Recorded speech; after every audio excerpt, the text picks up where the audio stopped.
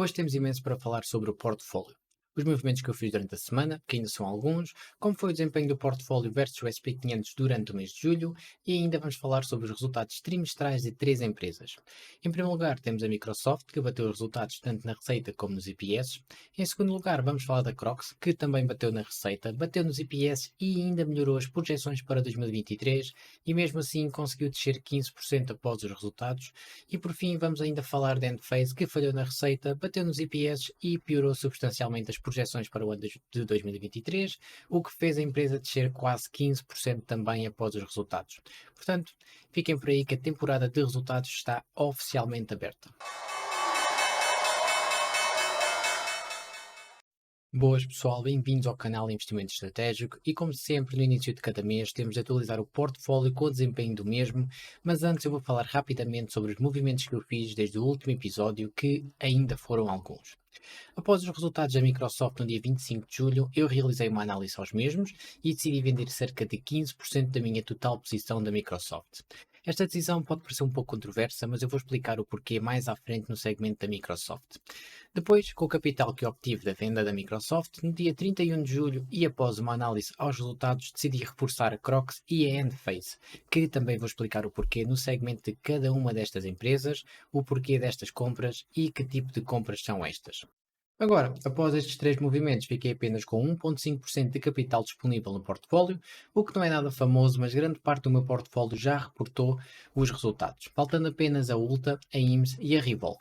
E não creio que irei reforçar nenhuma destas posições, talvez um pouco a Revolve apenas, mas seria algo muito específico para o fazer.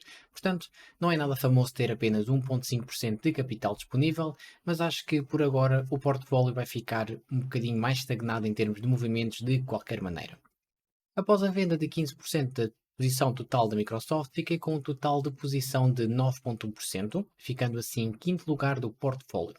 E tanto a Crocs como a Enphase subiram para posições de 5% do portfólio após o reforço que fiz em cada uma delas.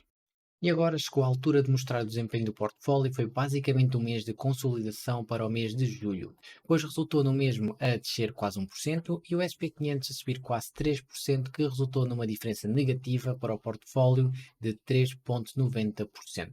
E esta diferença negativa serviu para alargar ainda mais a diferença em termos de retorno total entre o portfólio e o SP500. Para o mês de julho o portfólio acabou negativo com 0,5% e o SP500 subiu para os 7,1% positivos, criando assim uma diferença de 7,6% de retorno total desde dezembro de 2020 entre o meu portfólio e o SP500, algo que eu acredito que consigamos vir a recuperar, afinal de contas já tivemos bem pior no passado. E sem mais demoras, vamos para os resultados trimestrais das três empresas para o episódio não ficar super longo. E vamos já começar pela Microsoft, em prol de explicar o porquê de ter retirado algum capital da posição. Portanto, a Microsoft bateu os resultados tanto na receita como nos EPS e as novas projeções para 2023 foram dentro do esperado. Começando pelos destaques positivos destes resultados, temos o LinkedIn que ultrapassou a marca dos 15 mil milhões de receita neste ano fiscal e conta com 8 trimestres consecutivos a acelerar o crescimento de membros na plataforma. O browser da Microsoft Edge já leva 9 trimestres consecutivos a ganhar uma cota de mercado, o que é o resultado direto da nova onda de inteligência artificial. No lado dos jogos, a empresa viu um aumento nas horas jogadas no Game Pass de 22%, o que representa um novo recorde para a empresa. Ainda no setor dos jogos, não obtivemos nova informação ou novidade alguma sobre a aquisição da Activision, pois o prazo foi estendido até outubro. E dito isto, vamos lá falar do que é que interessa nesta empresa, que é basicamente o Azure e a inteligência artificial. Não é por acaso que a palavra AI foi dita mais de 150 vezes e a palavra Azure foi dita mais de 50 vezes durante a apresentação dos resultados deste trimestre. E no caso da Microsoft, estas duas palavras andam de mão dada, pois o crescimento em AI por parte das empresas aumenta a necessidade de novos servidores cloud e outros serviços da Microsoft, o que vai ser um amplificador de receita para o Azure no futuro com certeza. Em termos de Azure, crescemos 26% em relação ao mesmo trimestre do ano anterior, ligeiramente abaixo da Google Cloud, mas a dimensão do Azure é extremamente maior, o que menos 1% em termos de crescimento não levanta grandes preocupações. O que levanta preocupações, por outro lado, é o aumento em CAPEX por parte da Microsoft para conseguir captar todo este crescimento da inteligência artificial.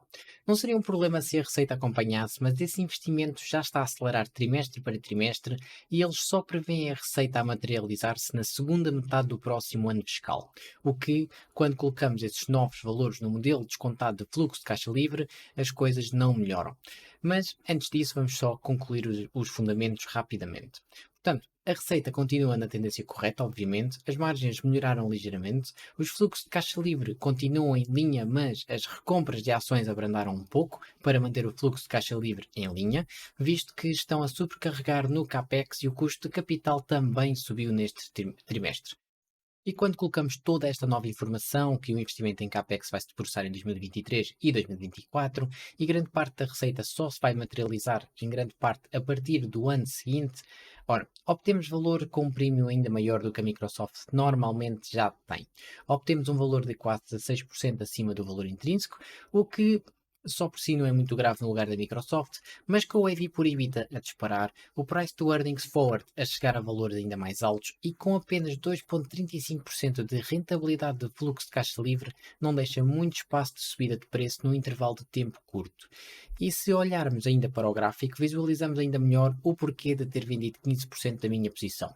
Depois do toque no ponto mais alto da Fibonacci, o RSI já mostra sinais de saturação na pressão de subida do preço e o MACD já está a formar uma vala negativa, o que podemos facilmente ver uma correção brevemente.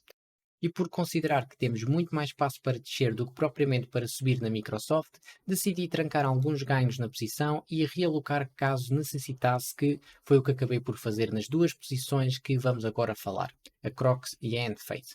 E vamos começar pela Endphase, visto que é uma posição recente, uma recente aquisição do meu portfólio.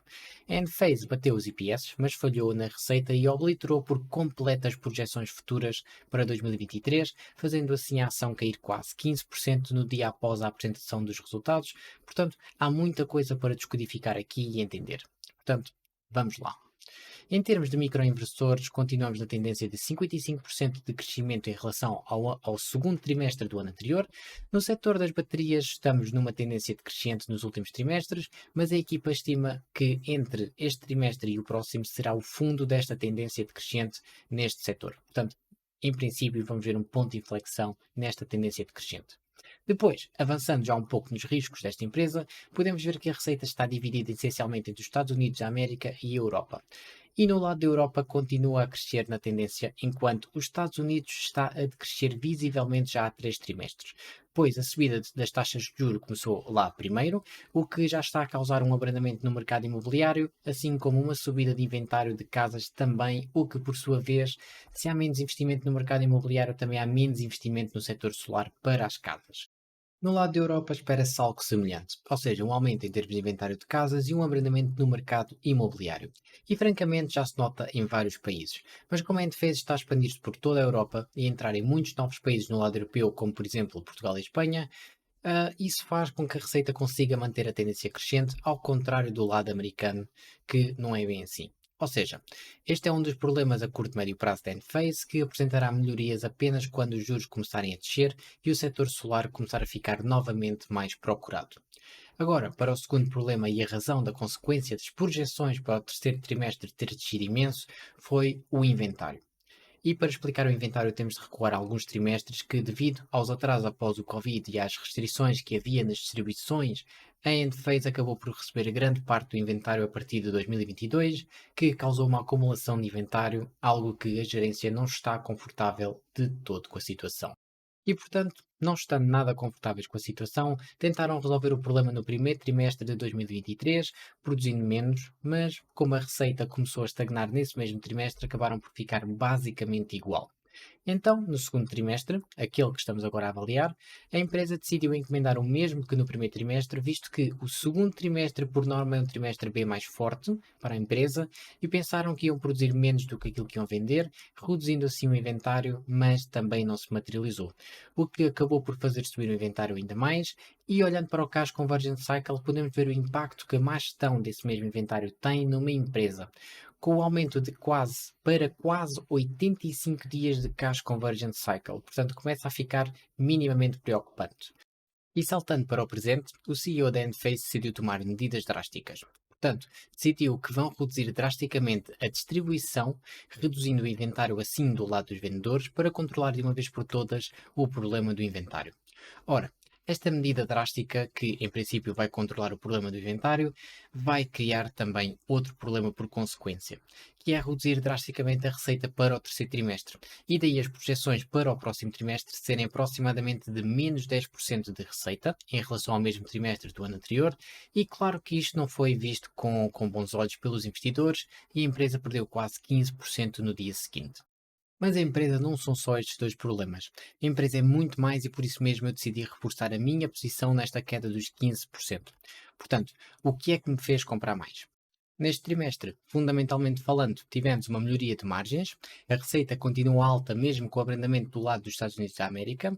A nível de saúde financeira, a empresa está ótima, com 1,8 mil milhões de dólares em caixa e 1,2 mil milhões em dívida, o que representa 1,73 vezes debt cover e tem ainda 77,5 vezes de interest cover, o que é mais do que excelente.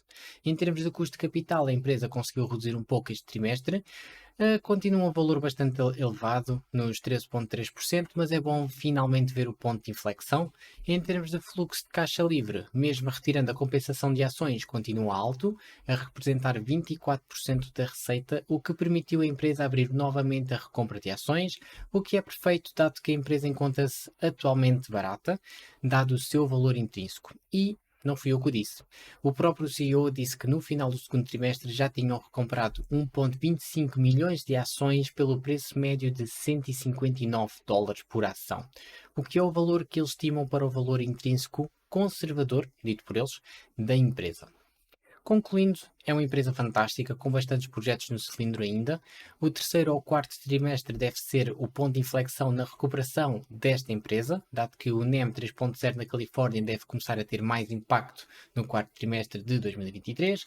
A nova bateria de quarta geração irá sair dentro de 2 a 3 trimestres também, o que vai sair com melhores margens do que a anterior e mais importante, esta empresa é das únicas no setor solar que conta com a ajuda governamental, pois a redução de impostos na compra de microinversores e baterias vai ser demonstrada contabilisticamente no lucro bruto da empresa, o que vai melhorar ainda mais as margens quando já são líderes de mercado, tanto em cota de mercado nos microinversores como em margens. Esta empresa está tão bem posicionada para captar a onda solar que, enquanto o mercado solar residencial dobrou a cota de mercado, a Enphase triplicou as vendas, o que mostra a expansão da cota de mercado da própria empresa. Agora, em termos de fluxo de caixa livre descontado, dada as estimativas da gerência, eu cheguei ao valor de 20% para crescimento para o ano de 2023 e como 2024 deve ser um ano de recuperação, é provável que seja perto dos 20% também. Depois disso, com a economia a levantar-se e o mercado imobiliário a disparar novamente, deveremos ver uma reaceleração de receitas para a Enphase novamente. Tudo isto dá-nos um valor de quase 35% abaixo do valor intrínseco para o longo prazo e a minha compra e reforço foi um posicionamento para apanhar a reaceleração da onda solar, que acredito vivamente que volte, visto que estamos cada vez mais sensibilizados para o aquecimento global e especialmente para as políticas anti-emissões, o que é de esperar que o mercado solar ganhe com essa transição gradual para um mundo mais verde. E para finalizar, ainda podemos olhar para o gráfico. A linha cor-de-rosa no gráfico é uma demonstração visual de onde a empresa tem colocado o seu preço intrínseco e recomprou algumas ações a 159 dólares de preço médio. E eu, neste momento, encontro-me com 164 dólares de preço médio. Podemos ainda ver que em termos de price to earnings forward estamos nos 30,5, em termos de rentabilidade de fluxo caixa livre temos 4% e podemos ver que encontramos num dos pontos mais baixos no gráfico de EV por EBITDA.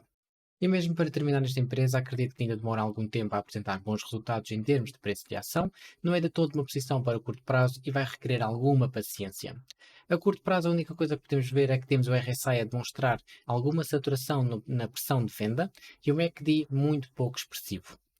E agora vamos falar um pouco do meu segundo reforço da semana, a Crocs.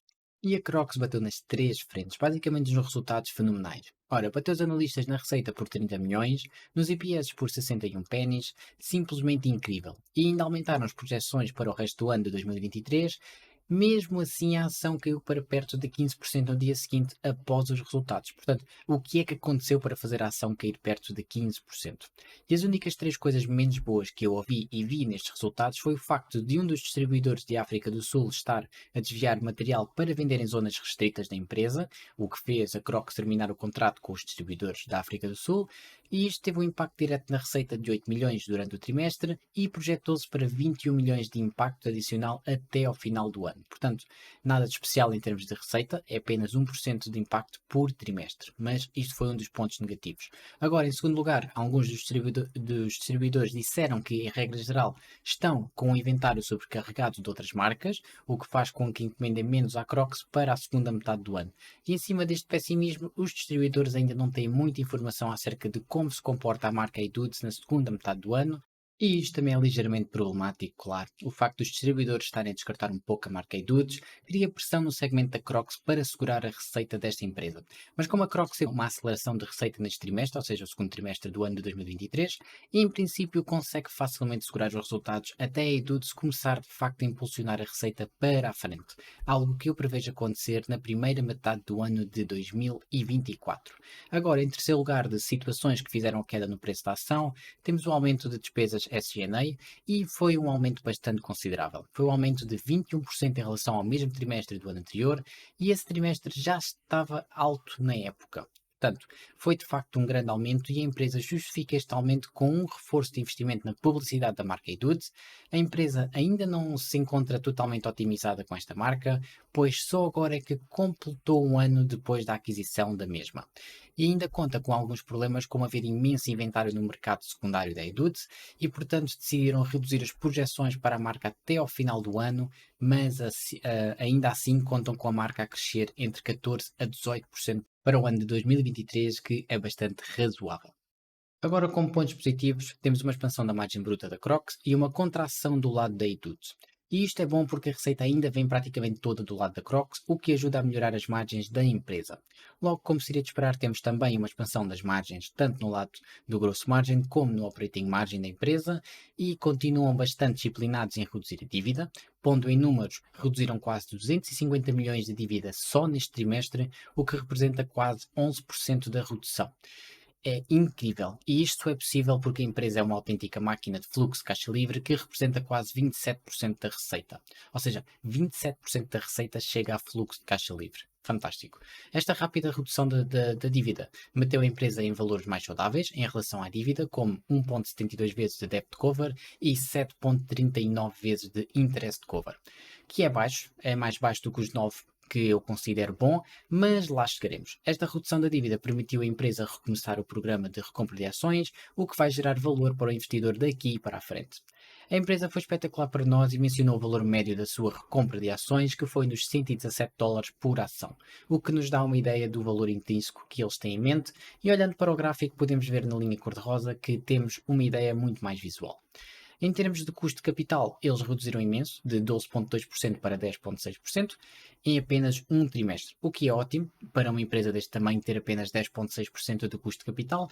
O retorno sobre o capital empregado também subiu, o que é ótimo. O retorno sobre os ativos também subiu. Portanto, todas as métricas estão nas tendências corretas. As correções no inventário feitas pela empresa nos trimestres passados já estão a dar frutos, pois já se nota tanto nos dias de inventário como principalmente no Cash Conversion Cycle, que está agora a valores de 2022, o que é ótimo de se ver. Portanto, na minha opinião, os positivos prevalecem sobre os negativos e agora falta ver se a empresa está a valores razoáveis para reforçar e se está. Na verdade, esta empresa é provavelmente a empresa mais barata do meu portfólio, com apenas 8,91 de Price to Earnings Forward, 6,77% de rentabilidade do fluxo de caixa livre, um EV por EBITDA de 8,3 e se olharmos para o fluxo de caixa livre descontado, mesmo sendo conservador no crescimento da receita e com pouca expansão do EBITDA, ao longo dos próximos 10 anos, obtemos um resultado de quase 160% abaixo do valor intrínseco. Uau! Portanto, eu não resisti e tive de reforçar mais um pouco esta posição no meu portfólio. Mas antes de lançar já os foguetes, vamos ficar todos ricos com esta empresa e mesmo a empresa vendem 33 milhões de pares de Crocs por trimestre a um preço médio de 25 dólares e 8,3 milhões de pares de Edudes por trimestre com um preço médio de 28,8 dólares.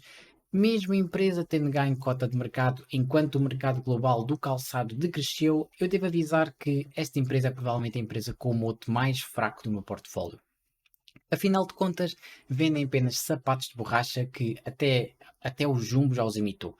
Claro que a marca prevalece na parte das ocasiões e por isso continuam a vender, mas é importante ter em mente que o mote é fraco. Estão sempre dependentes dos influencers e comunidades que reforcem o valor da marca, e se por algum motivo isto um dia mudar, a Crocs em si perde praticamente todo o seu valor.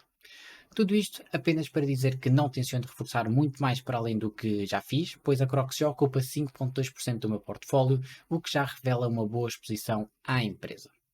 E agora vamos passar rapidamente para o segmento das notícias e durante a semana observamos o petróleo a continuar a sua subida até os 82 dólares, o que já conta com um aumento de 17% no último mês e isto é importante de termos em atenção, pois é possível que venha a impactar o próximo relatório de inflação. Aliás, depois de um valor tão baixo de 3%, é bem provável que voltemos a ver uma reinflação do CPI no próximo mês. Podemos ver que os movimentos no mercado, a pausa durante um mês na subida de juros pelo Fed, a queda do dólar, a subida do petróleo, tudo isto contribuiu para algum nervosismo no mercado sobre o próximo relatório da inflação. E já se nota no próprio gráfico do 5-Year Break-Even, Inflation Rate, que é um dos gráficos que indica a projeção da inflação dentro dos próximos 5 anos. É um gráfico extremamente importante porque esta subida até o dia 25 de julho foi uma reafirmação de que o Banco Central americano tinha mesmo de subir mais 25 pontos base nas taxas de juro no dia 26 de julho. E foi exatamente isso que aconteceu. Logo a seguir, no dia 27 de julho, tivemos um aumento do Banco Central Europeu também, mais 25 pontos base, o que totaliza as taxas de juros neste momento para a Europa de 3,75%. Depois, já no dia 1 de agosto, tivemos os JOLTS, que representam o número de ofertas de trabalho abertas durante o mês e foi de 9,58 milhões. E já podemos ver uma tendência, ainda que ligeira, decrescente, o que mostra que a economia está a abrandar, mas ligeiramente, que é basicamente o que se procura neste momento, controlar a inflação sem partir a economia. Talvez uma das tarefas mais difíceis que o Banco Central americano tem de alcançar. E por agora era todo o drama que eu tinha para partilhar convosco. Boa sorte nos vossos investimentos. Vemo-nos no próximo episódio e até já.